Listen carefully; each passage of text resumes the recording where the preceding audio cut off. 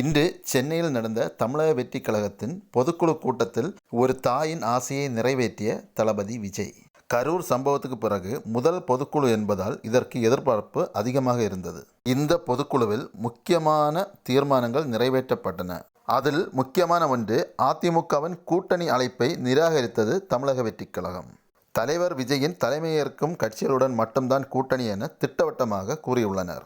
அது மட்டுமல்ல, தலைவர் விஜய் பேசும்போது திரும்பவும் சொல்கிறேன், 2026 டிவிகேக்கும் டிஎம்கேக்கும் தான் போட்டியேன்னு மீண்டும் மீண்டும் தெளிவுபடுத்தி இருக்கிறாரு. இந்த பொதுக்குழு முடிந்ததும் சுவாரஸ்யமான ஒரு சம்பவம் நடந்திருக்கு. அது என்னன்னு பார்ப்போம். ஒரு தாய் தன்னோட மகளுக்கு தலைவர் விஜய் பேர் வைக்கணும்னு ஆசைப்பட்டிருக்காரு.